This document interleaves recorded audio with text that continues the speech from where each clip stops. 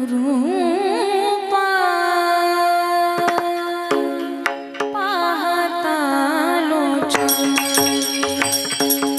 रूपा पाहता लोचनी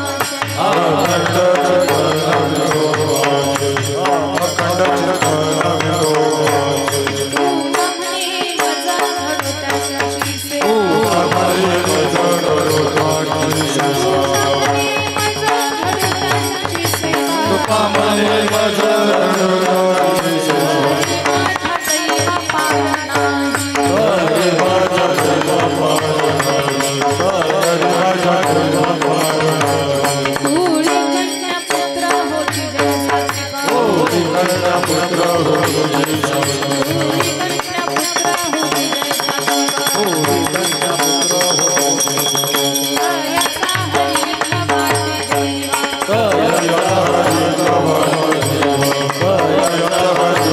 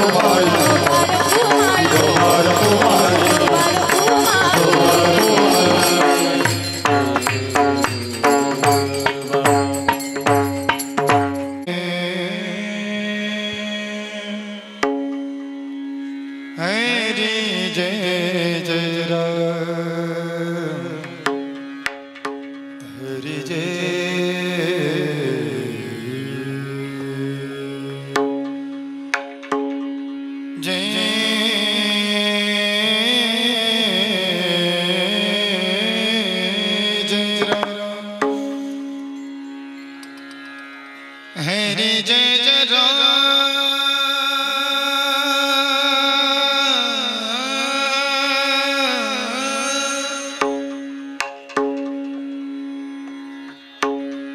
हरि जय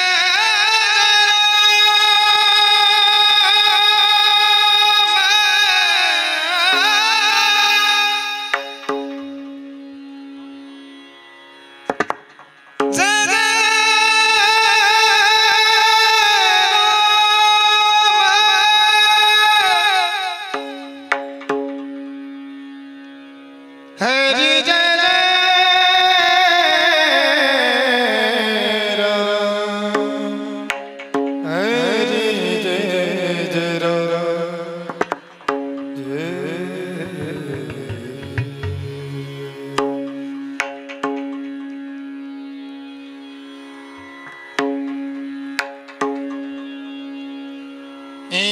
पुलिया गीता जो ऐसे जागता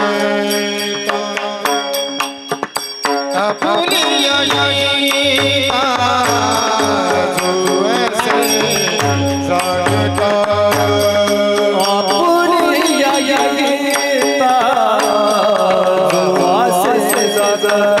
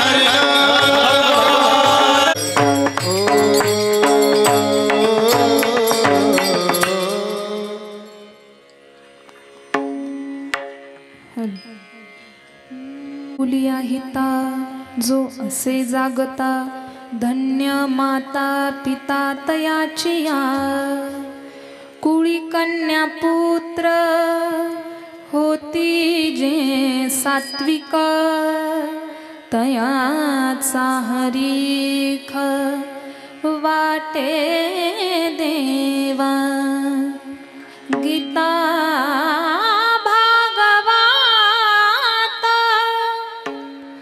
करीती श्रवण अखंड चिंतन विठोबाचे तुका म्हणे मज घडो त्यांची सेवा तरी माझ्या दैवा पार नाही कुळी कन्या पुत्र होती जे सात्विक तयाचा हरीख वाटे देवा पांडुरंगा करू पांडुरंगा करू पांडुरंगा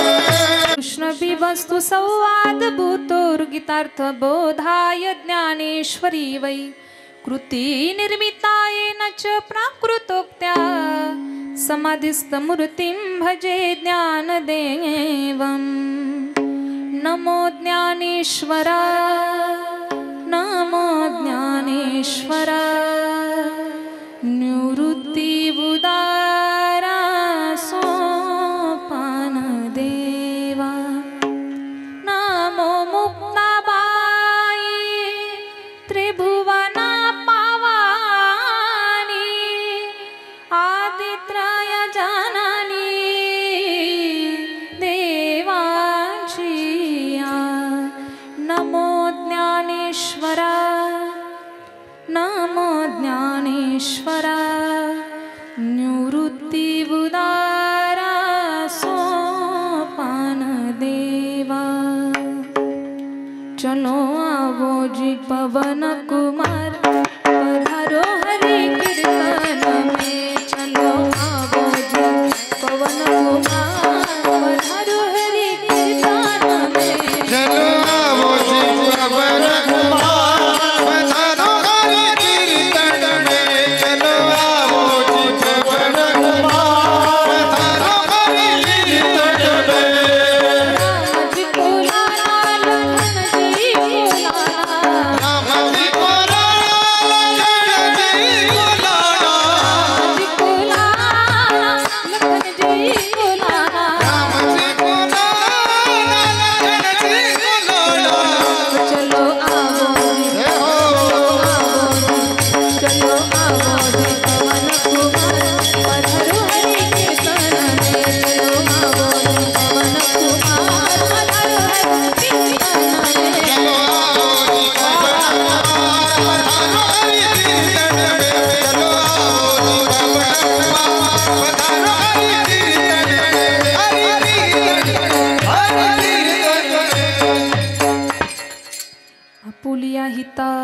जो असे जागता धन्य माता पिता तयाचिया कुळी कन्या पुत्र होती जे सात्विक तयाचा हरीख वाटे देवा.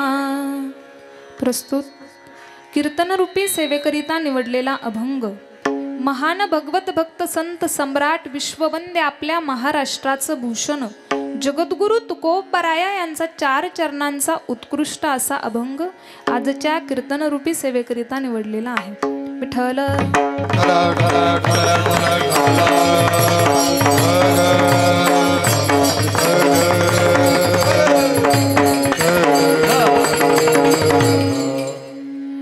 कार्यक्रमाचं आयोजन नियोजन सर्वांना माहिती आहे, तरी देखील कैलासवासी सुशीलाबाई दगू बत्तीसे यांच्या प्रथम पुण्यस्मरणानिमित्त हा कीर्तन सोहळा आयोजित केलेला आहे.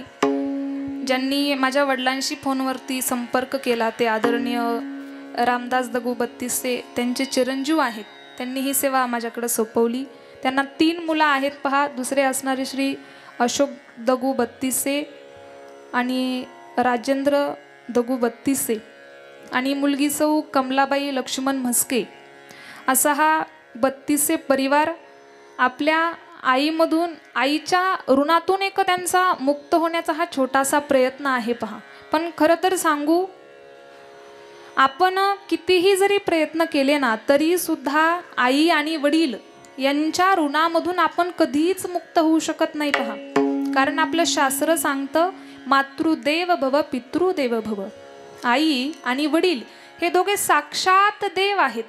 म्हणून माणसाने जीवनामध्ये गोष्ट नेहमी लक्षात ठेवावी पहा की आपले आई वडील जोपर्यंत जिवंत आहेत ना तोपर्यंत त्यांना आपल्यामुळे काही त्रास होऊ नये या गोष्टीची प्रत्येकाने काळजी घेतली पाहिजे. कारण आई आणि वडील या दोघांची जागा तुम्हाला मावशी असू द्या, काकी असू द्या, चुलती असू द्या, कुणी असू द्या, आपली आई जेव्हा जाते किंवा वडील जेव्हा जातात तेव्हा सगळी मंडळी आपल्याला सांगत असते, एक आधार देण्याचं काम करत असते पहा की आम्ही तुमच्याकडून आहोत किंवा आम्ही तुम्हाला आहोत. परंतु कुणी कितीही प्रेम दिलं, कितीही आपलेसापणा दाखवला तरी सुद्धा त्या आईची जागा कुणी घेऊ शकत. तिच्यासारखं निस्वार्थ प्रेम आपल्यावर कुणीच करू शकत नाही पहा. अशी असणारी प्रत्येकाच्या जीवनामध्ये ती एक आई भगवंताने दिलेली असते पहा.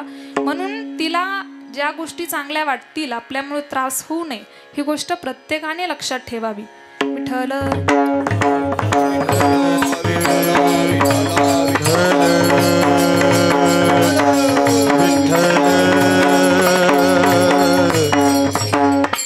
आणि ज्यांच्यामुळे मी 2 वर्षाखाली सुद्धा इथं कीर्तन सेवा झाली होती ते असणारे आदरणीय अमोल भोसले, शिवसेना तालुका अध्यक्ष पाथर्डी, जिल्हा अहिल्यानगर, यांच्यामुळे मला इथं पुन्हा एकदा येण्याची संधी मिळाली. आजच्या कीर्तनासाठी ज्यांची गायनाची साथ आहे आवर्जून त्यांचा उल्लेख करावासा वाटतो. महाराष्ट्रामध्ये ज्यांचं गायन क्षेत्रामध्ये खूप मोठं नाव आहे आदरणीय हरिभक्तपरायण संपत महाराज दानवे असतील. ते आपल्या कीर्तनासाठी वेळेत वेळ काढून इथं उपस्थित आहेत. तरी देखील मी तुम्हा सर्वांच्या वतीनं त्यांना मनापासून धन्यवाद देते. त्यांना माझं वंदन आहे. दुसरे असणारे माझे वडील आदरणीय नामदेव महाराज मुखेकर असतील. मृदुंगाचार्य माझा भाऊ आहे आदरणीय हरिभक्तपरायण किशोर महाराज मुखेकर, त्यांनाही माझं वंदन आहे. सर्वच ग्रामस्थ मंडळी, भजनी मंडळी, टाळकरी मंडळी, सर्वांना माझं वंदन आहे. सर्वांचा नामोल्लेख करणं शक्य नाही आणि आमच्या सर्वांचा आवाज तुमच्यापर्यंत जे व्यवस्थितरित्या पार पाडण्याचं काम करत आहेत आदरणीय आमचे सागरदादांसाठी टाळी वाजवा बरं एकदा जोरात. सुंदर साऊंड सिस्टीम ऑपरेटिंग केलेली आहे, त्यांना मनापासून धन्यवाद देते. आणि हा कार्यक्रम जे शूटिंग करण्याचं काम करत आहेत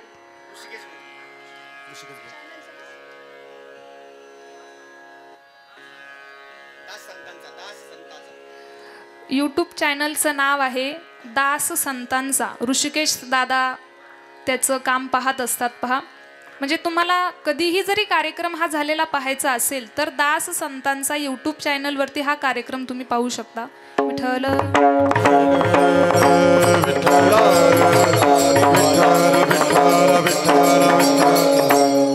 पहा, आपण त्यांना एक मुलगी आहे पहा, 3 मुलं आहेत. मुलीने आज विचार करू द्या की मला माझ्या आईसोबत बोलायचे. मी जरी समोरासमोर माझ्या आईसोबत नाही बोलू शकले तरी मी फोनवर बोलते. फोनवर नाही बोलली तर एखाद्या चिठ्ठीमध्ये लिहिते.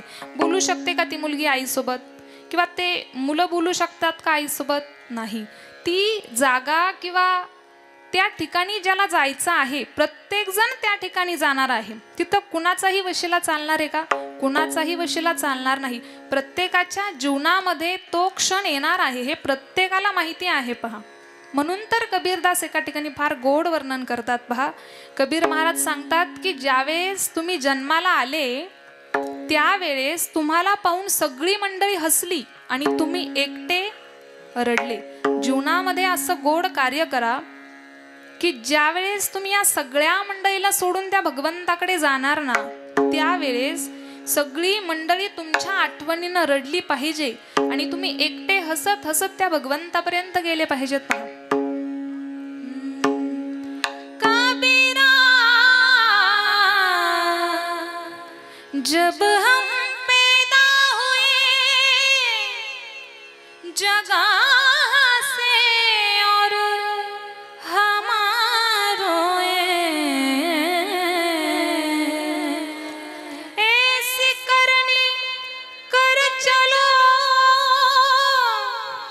जगा रोए और हम हंसे.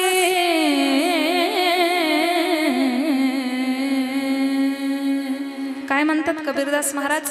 प्रत्येकाला एक दिवस जायचं आहे, प्रत्येकाला माहिती आहे. पहा, एक वेळेस माणूस लग्न टाळू शकतो परंतु मृत्यू टाळू शकतो का? मृत्यू ही अटळ गोष्ट आहे. कुणीही असू द्या, किती प्रॉपर्टी असू द्या, कितीही संपत्ती असू द्या, कितीही मोठं नाव असू द्या, पण तरी सुद्धा तो माणूस मृत्यू ही गोष्ट टाळू शकत नाही. विठ्ठल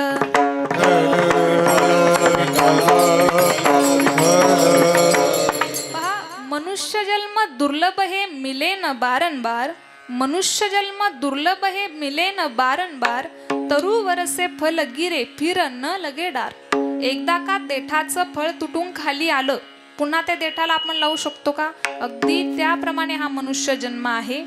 जोपर्यंत हे सुंदर आयुष्य भगवंताने आपल्याला दिलेलं आहे तोपर्यंत माणसाने गोड जीवन जगावं, गोड आचरण करावं, सगळ्यांसोबत प्रेमानं राहावं, वडीलधाऱ्या माणसांचा आदर करावा. आपल्या बोलण्यामुळे कुणाला त्रास होऊ नये, कुणाच्या मनाला एखादा शब्द लागू नये, असं माणसाने जीवनामध्ये कार्य केलं पाहिजे. पहा, विठ्ठल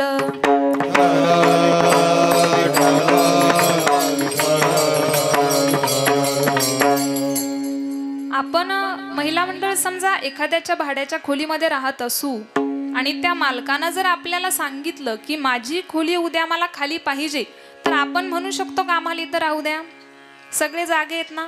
आपण म्हणू शकतो का? म्हणू शकत नाही. अगदी त्याप्रमाणे मनुष्य जन्म आहे. एकदा का बोलावलं तिथं कुणीही नाही म्हणू शकत नाही. पहा, जिंदगी एक किराए का घर है, जिंदगी एक किराए का घर है, एक न एक दिन बदलना पड़ेगा. जिंदगी एक किराए का घर है, जिंदगी एक किराए का घर है, एक न एक दिन बदलना पड़ेगा, एक न एक दिन बदलना पड़ेगा. जिंदगी एक किराए का घर है, जिंदगी एक किराए का घर है,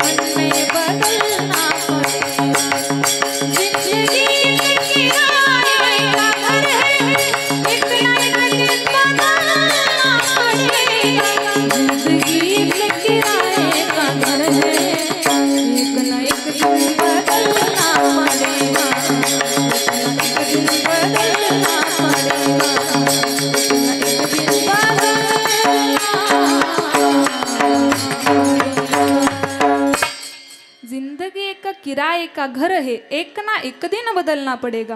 हा मनुष्य जन्म असा आहे, हे जीवन आपलं असं आहे की एकदा का बोलावलं तिथं कुणीही नाही म्हणू शकतं का? कुणीही तिथं नाही म्हणू शकत नाही. विठ्ठल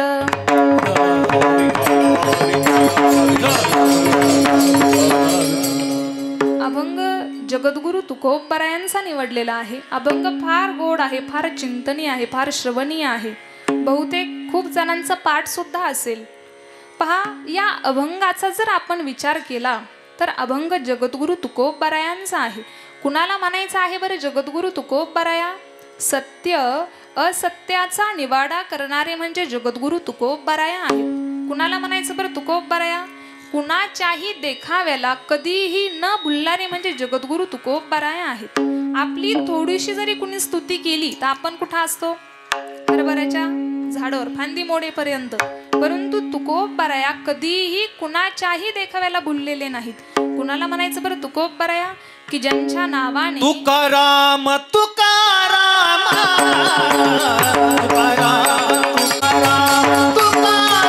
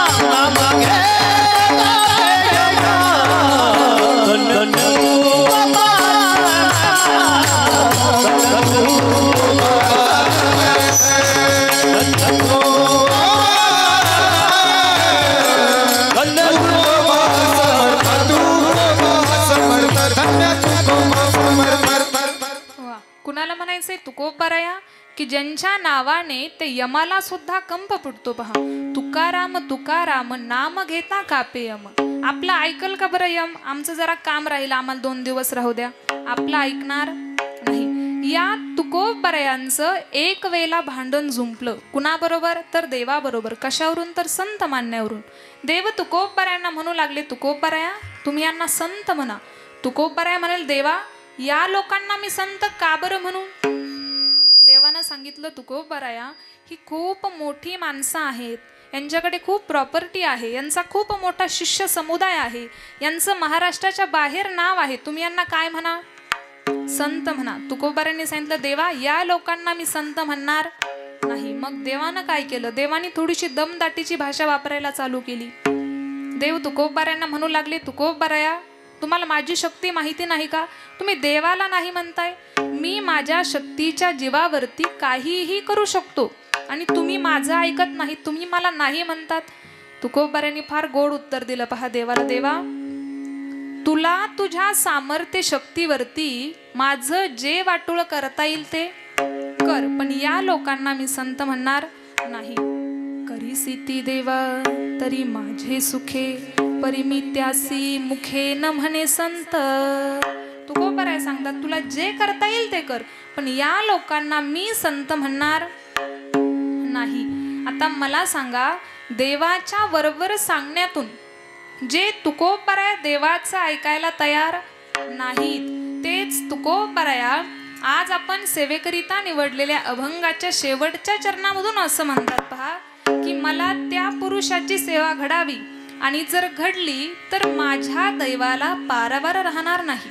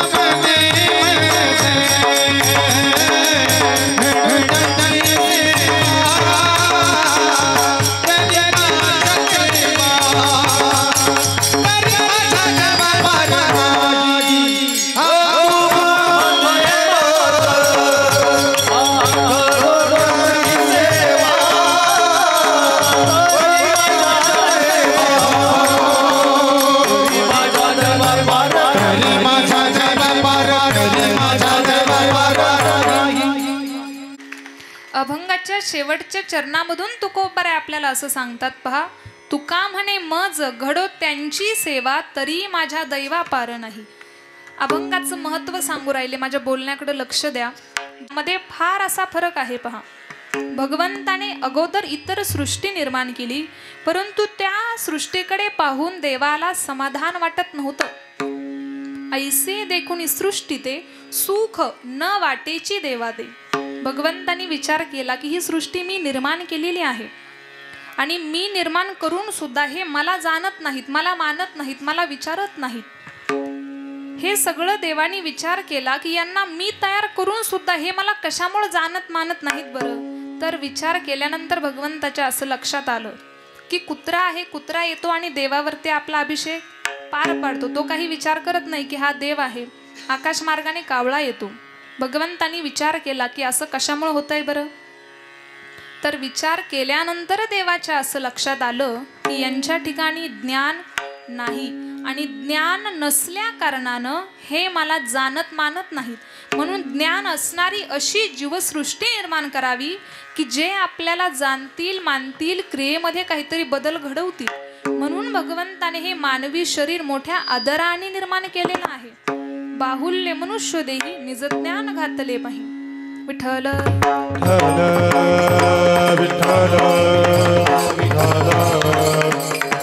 भगवंताला असं वाटलं पहा की या ज्ञानाचा उपयोग करून हे स्वतःचं जीवन उज्ज्वल बनवतील. आपुली अपना करा सोडवा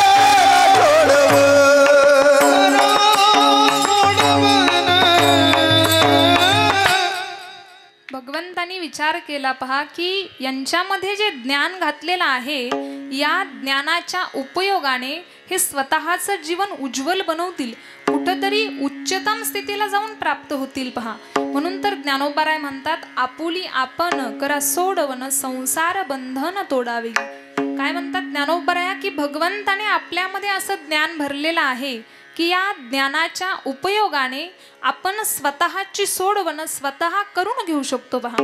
विठ्ठल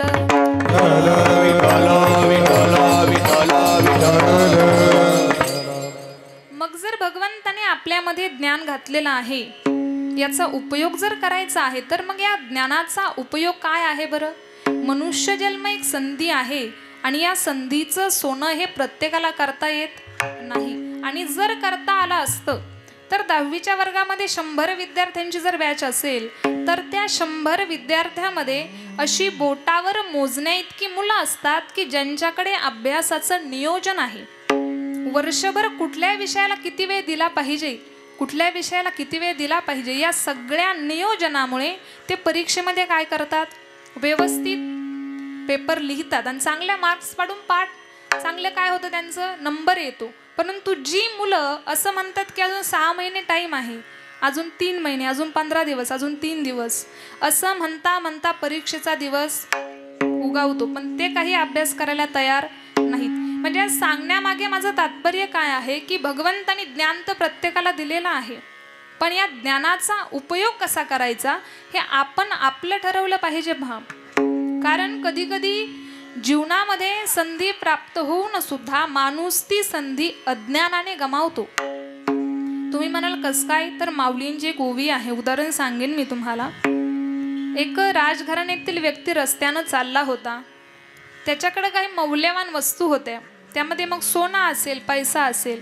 रस्त्यानं चालत होता मौल्यवान वस्तू होत्या. मौल्यवान वस्तू अशा त्याच्याकडून रस्त्यामध्ये पडलेल्या आहेत. पहा, जशा पडलेल्या आहेत त्याने त्या तशाच ठेवल्या आणि तो तिथून निघून गेलेला आहे. पाठीमागून एक सामान्य व्यक्ती येत होता आणि सामान्य व्यक्तीने असा विचार केला, पहा की भगवंताने आपल्याला डोळे दिलेले आहेत, या डोळ्यांमुळे आपण पाहू शकतो. रस्त्यामध्ये दगड असेल, खड्डा असेल, काही पण असेल, हे सगळं आपण पाहू शकतो. खड्डा असेल तर आपण दुसऱ्या साईडने जाऊ शकतो. परंतु ज्या व्यक्तींना डोळे दिलेले नाहीत, ज्यांना दिसत नाही, जी व्यक्ती अंध आहेत, अशा रस्त्यानं कसं जात असतील बरं? त्यांनी विचार केलेला आहे आणि असलेले डोळे काय केले, झाकून घेतलेले आहेत. पहा, रस्त्यानं चालत राहिला, त्याच्या पायाला ते मौल्यवान वस्तूचं गाठोडं लागलेलं आहे. जसं ते वस्तूचं गाठोडं त्याच्या पायाला लागलं, त्याने तसं ते पायाने ढकलावून दिलं. काय म्हणतोय तो की जो अंध व्यक्ती आहे त्याला रस्त्यानं अशाच ठेसा खात जावं लागत असेल. माऊली असं म्हणतायत, एवढी धन प्राप्त होण्याची वेळ आली होती, पण याने ही संधी अज्ञानाने गमावली. कैचे प्राप्तीचे वेळे निदैवा अंधळेपणाचे डोहळे, की असती आपुले डोळे आपणाची झाकी. माणूस असलेले डोळे झाकतो आणि काय बनतो, अंध बनतो. विठ्ठल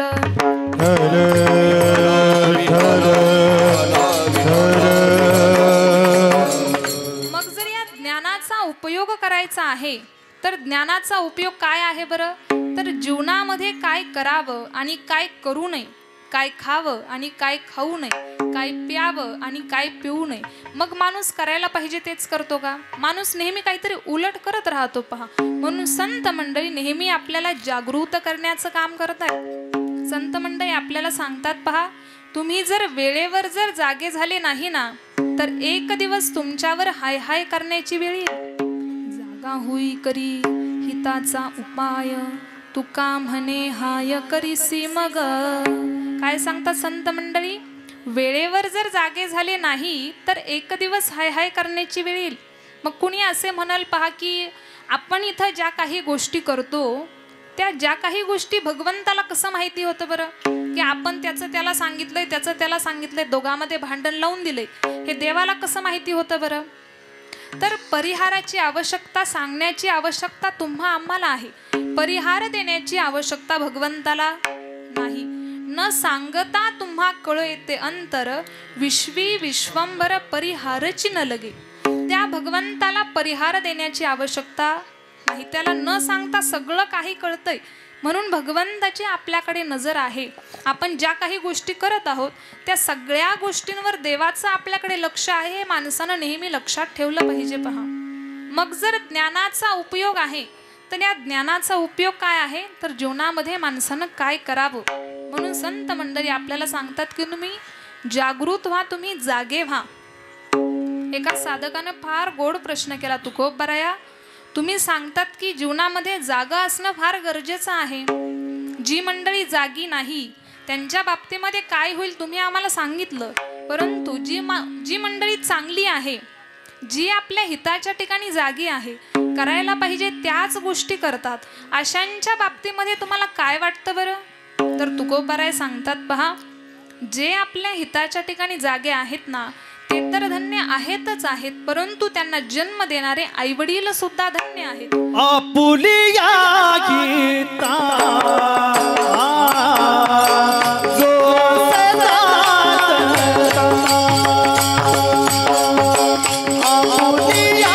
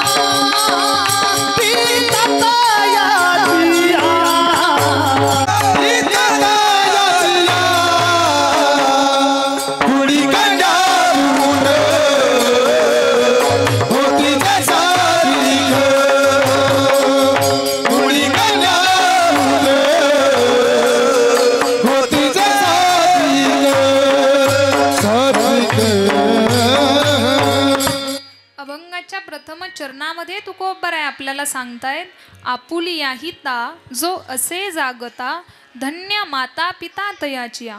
जो आपल्या हिताच्या ठिकाणी जागा आहे तो तर धन्य आहेच आहे, परंतु त्याला जन्म देणारे आईवडील सुद्धा धन्य आहेत.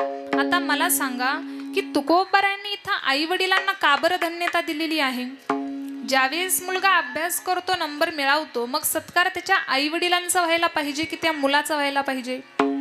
त्या मुलाचा व्हायला पाहिजे. अभ्यास कोणी केला?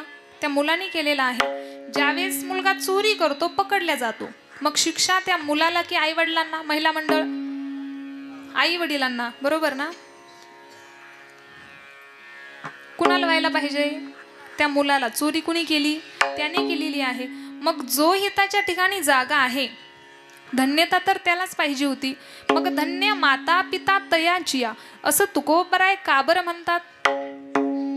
तर त्याचं गोड असं उत्तर गुरुवर्य रामेश्वर महाराज मुळे हे ज्ञानोबारायांचं उदाहरण देऊन देतात. पहा की ज्यावेळेस ज्ञानोबारायांचा समाधी सोहळा, सगळी संत मंडळी, ऋषी मुनी, गंधर्व, सगळी तीर्थ ज्ञानोबारायांच्या समाधी सोहळ्याला आलेली आहेत. सगळी मंडळी ज्ञानोबारायाकडे पाहून रडत आहे. यामध्ये एवढं काही विशेष नाही. साक्षात भगवान परमात्मा सुद्धा ज्ञानोबारायाकडे पाहून रडत आहेत.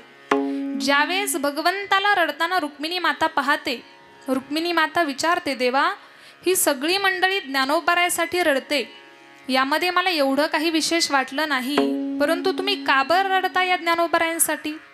त्यावेळेस भगवंतानं सांगितलं, ऐक रुक्मिणी, माझ्यापेक्षा सुद्धा माझ्या ज्ञानोबारायांचा महिमा हा अगाध आहे. ज्यावेळेस भगवंताचे हे शब्द रुक्मिणी मातेनं ऐकलेले आहेत ना, त्यावेळेस रुक्मिणी मातेच्या तोंडातून सहज शब्द बाहेर पडलेले आहेत. हा, धन्य धन्य जयाचे कुशी ज्ञानदेव जन्मले. धन्य आहे त्या आईचं कुसका जिच्या पोटी हे रत्न जन्माला आलेला आहे. रुक्मिणी मातेनं कुणाला धन्यता दिलेली आहे? आईला धन्यता दिलेली आहे. विठ्ठल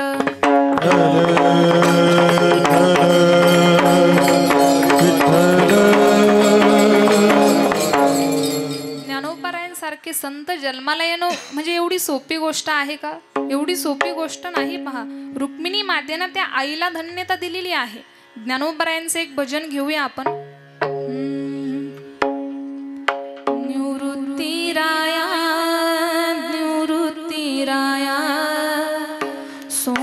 सोपान मुक्ता बाई ज्ञान सखया गुरुतीराया सोपान मुक्ता बाई ज्ञान सखया गुरुतीराया सोपान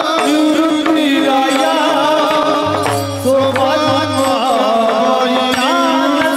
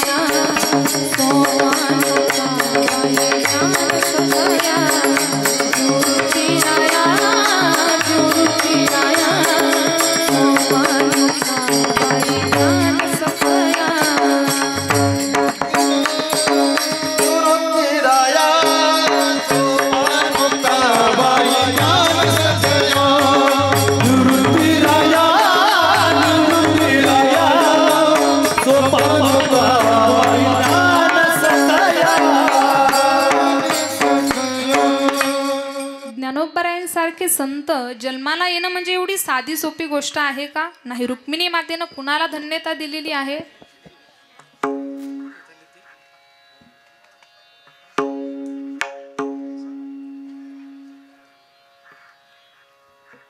कार्यक्रमासाठी आलेले सर्व मान्यवर असतील, संजय पाटील निकम, संचालक कृषी उत्पन्न बाजार समिती वैजापूर, दुसरे असणारे आदरणीय अविनाश पाटील गलांडे असतील सभापती, तिसरे असणारे आदरणीय प्रवीण पवार संचालक कृषी उत्पन्न बाजार समिती वैजापूर, आणि चौथे असणारे आदरणीय देवदास पवार असतील सरपंच टेंबी.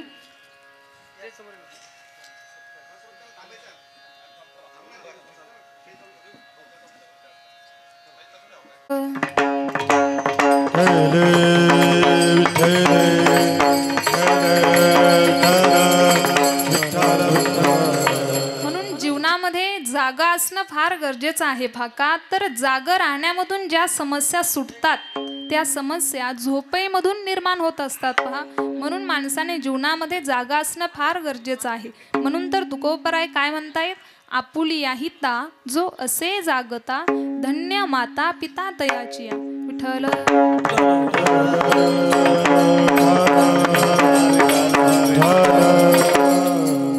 एका साधकानं तुकोबरायांना गोड प्रश्न केला. पहा, तुकोबराया, तुम्ही आम्हाला सांगता की हिताच्या ठिकाणी जागर राहा, इथपर्यंत बरोबर आहे, परंतु हे तुमचं मत आहे, हे तुम्ही आम्हाला सांगितलेलं आहे, परंतु जी सात्विक कन्यापुत्र आहेत अशांच्या बाबतीमध्ये त्या भगवंताला काय वाटतं बरं? तर त्याचं गोड असं उत्तर तुकोबराय अभंगाच्या द्वितीय चरणामध्ये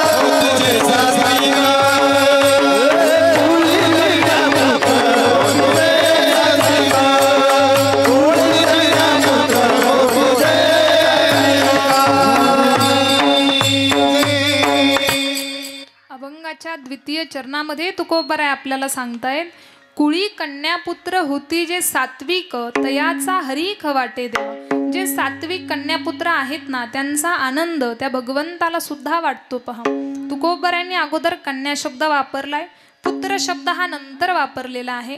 कन्यामध्ये जर आपण पाहिलं तर संत मीराबाई असतील, संत जनाबाई असतील, मुक्ताई माता आहे, शबरी माता आहे, या ज्या काही महिला भक्त होऊन गेलेले आहेत, यांनी स्वतःचं जीवन त्या भगवंताच्या चरणाजवळ अर्पण केलेलं आहे. पहा, समाजाने खूप त्रास दिलेला आहे. मीराबाईंचा जर आपण विचार केला तर मीराबाईंनी स्वतःला कृष्ण भक्तीमध्ये वाहून घेतलं. समाजाने एवढा त्रास दिला मीराबाईंना, एवढा त्रास दिला, पण तरी सुद्धा त्यांनी भगवंताचं भजन करणं सोडलेलं आहे का? भगवंताचं भजन करणं सोडलेलं नाही. स्वतःला त्या भगवंताच्या चरणाजवळ वाहून घेतलं. त्या भगवंताच्या नामाच्या व्यतिरिक्त स्वतःला कुठलाही छंद लागू दिला नाही. पहा,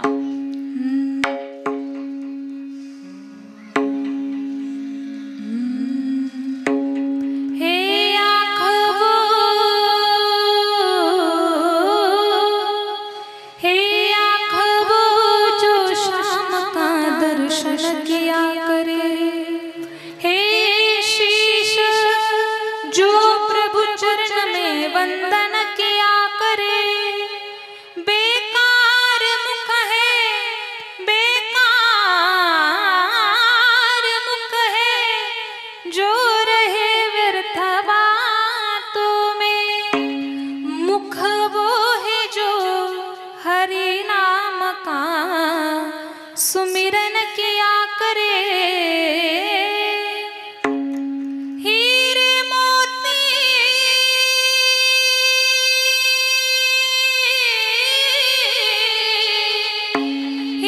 मोती से नहीं शोभा है हाथ की, ए हाथ जो भगवान का पूजन किया करे, मर कर भी अमर नाम हो उस जीव का जग में, प्रभु प्रेम में बलिदान जो जीवन किया करे, ऐसी लागी लगन मीरा हो गई मगन, ऐसी लागी लगन मीरा हो गई मगन, वो तो गली गली हरि गुण गाने लगी, ऐसी लागी लगन मीरा हो गई मगन, ऐसी लागी लगन मीरा हो गई मगन, ओ तो गली गली हरि गुण गाने लगी, ऐसी लागी लगन मीरा हो गई मगन. पहा, ज्यावेळेस आपण भगवंताची भक्ती करू, देवाचं पूजन करू ना, त्यावेळेला आपण सुद्धा देवाकडे प्रार्थना केली पाहिजे की देवा, मीराबाईंसारखी भक्ती माझ्या सुद्धा जीवनामध्ये प्राप्त होऊ दे. मीराबाईंनी जशी तुझी भक्ती केलेली आहे ना, त्या स्वरूपामध्ये त्याप्रमाणे मी सुद्धा तुझी भक्ती करावी, अशी आपण सुद्धा भगवंताकडे प्रार्थना केली पाहिजे. पहा, रानाने विष दिया मानो अमृत पिया, मेरा सागर में सरिता समाने लगी, दुख लाखों सहे मुख से गोविंद कहे, मेरा गोविंद गोपाल गाने लगे, वो तो गली गली हरि गुण गाने लगे, ऐसी लागी लगन मीरा हो गई मगन, ऐसी लागी लगन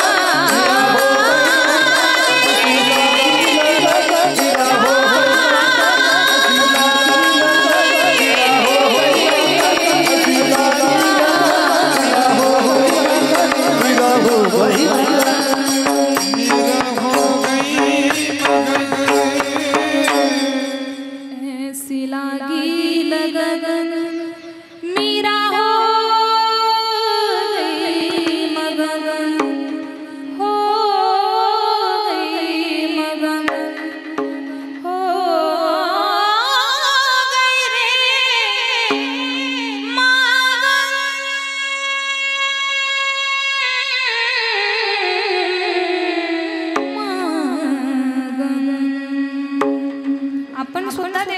प्रार्थना केली पाहिजे की देवा मीराबाईंसारखी भक्ती माझ्या सुद्धा जीवनामध्ये प्राप्त व्हावी. विठ्ठल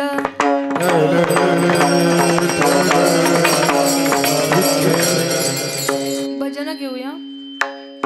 विठोबार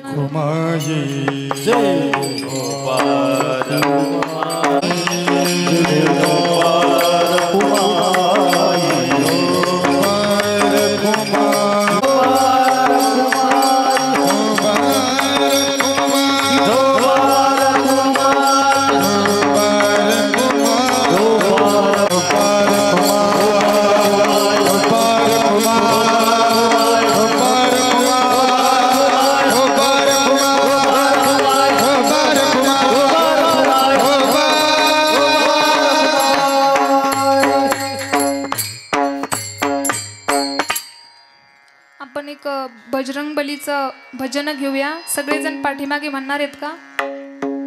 महिला मंडळ सगळ्या म्हणताना 1 मिनिटाचं चालेल ना सगळ्यांना म्हणायला? रामाचं घेऊया. सोपं भजन प्रत्येकाला पाठीमागे म्हणता येईल असं. प्रत्येकाने हात उंच करून ते भजन म्हणायचं. हा भगवंताच्या दरबारामध्ये आपण ज्यावेळेस बसू ना त्यावेळेस भगवंताचं भजन गायला आपल्याला काही नाही वाटलं पाहिजे बा. मनाला आपला आवाज देवापर्यंत पोहोचला पाहिजे एवढंच लक्षात ठेवायचं. बाकी काहीच लक्षात ठेवायचं नाही. श्रीराम जय राम जय जय राम. श्रीराम जय राम जय जय राम. बसलेली म्हणा जय राम जय जय राम. सगळ्यांनी म्हणा हात उंच करा. सगळ्यांनी जय जय राम.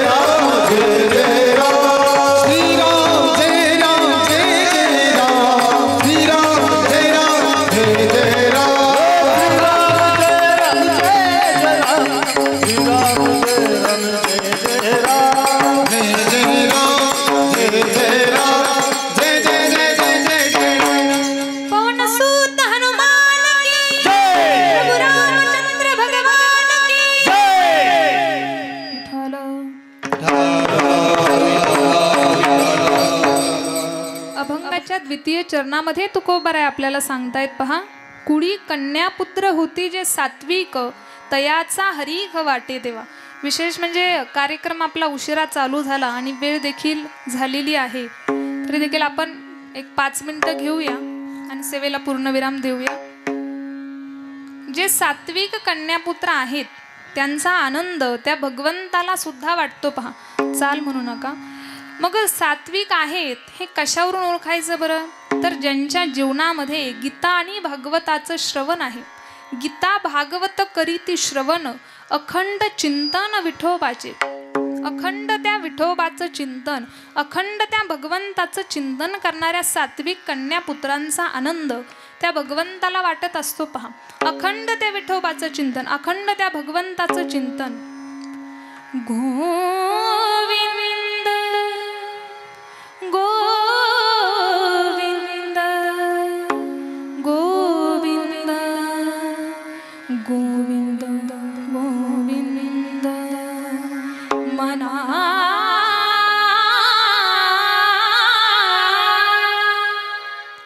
लागलिया चंदा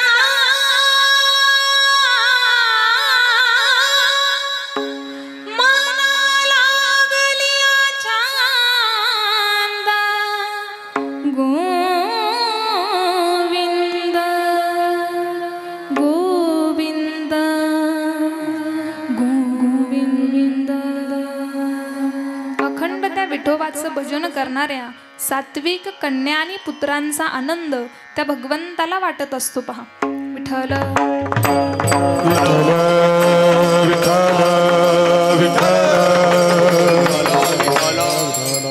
आपली वेळ संपलेली आहे. पहा जाता जाता एक दोन वाक्य सांगून जाईल. पहा जीवन जगत असताना नेहमी एक गोष्ट आपण लक्षात ठेवावी की प्रत्येकाला एक दिवस जायचं आहे. प्रत्येकाला माहिती आहे. हे कुणालाही सांगण्याची आवश्यकता आहे का? नाही. परंतु तो क्षण जीवनामध्ये येण्या अगोदर माणसाने गोड जीवन जगलं पाहिजे. सगळ्यांबरोबर प्रेमानं राहिलं पाहिजे, आपुलकीनं राहिलं पाहिजे. आपण माणसं आहोत. पहा प्रत्येकाचा विचार भिन्न आहे. प्रत्येक जण काम भिन्न करतोय. प्रत्येकाचं सगळ्या गोष्टी वेगवेगळ्या आहेत. ज्या अर्थी सगळ्या गोष्टी वेगवेगळ्या आहेत, ज्या अर्थी भिन्न आहेत, त्या अर्थी प्रत्येकाची इच्छा कशी आहे? वेगळीच आहे. प्रत्येकाचा विचार कसा आहे? वेगळा आहे. प्रत्येकाचं क्षेत्र कसं आहे? वेगळं आहे. सगळ्या गोष्टी वेगवेगळ्या असून सुद्धा आपण एक माणूस आहोत आणि माणुसकी जपणं हे आपलं काम आहे, आपला धर्म आहे.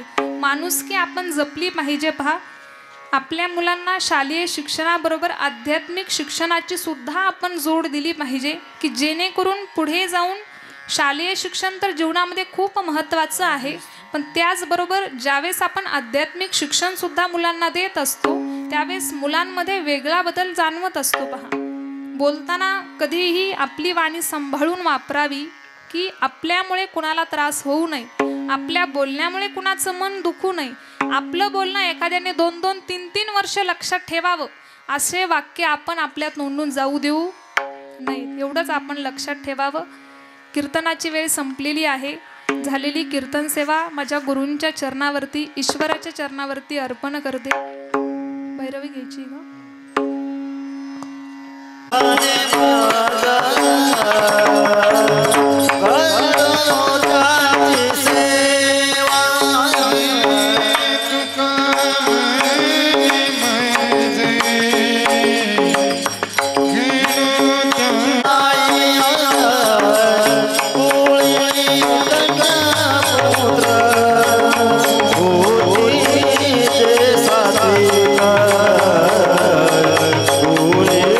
कन्या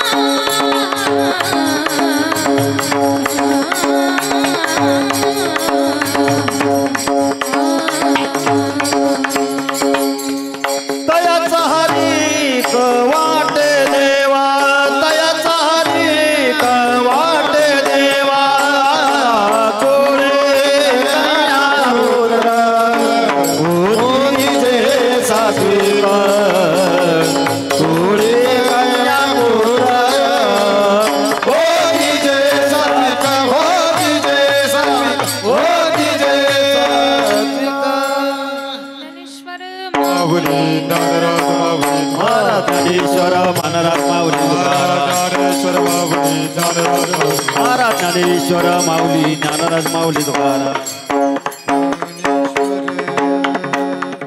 आदरणीय रामदास दादांनी बोलवलं, त्यांना पुन्हा एकदा मनापासून धन्यवाद देते. सर्वच गायनाचार्य मंडळी असतील, वादक मंडळी असतील, टाळकरी असतील, सर्वांना मी पुन्हा एकदा मनापासून धन्यवाद देते. इथं आलेले आमचे बाळूमामा घोडे असतील, ते सुद्धा वेळात वेळ काढून आले, त्यांना सुद्धा मी मनापासून धन्यवाद देते. जय विठ्ठल जय हरी विठ्ठल जय विठ्ठल जय हरी विठ्ठल.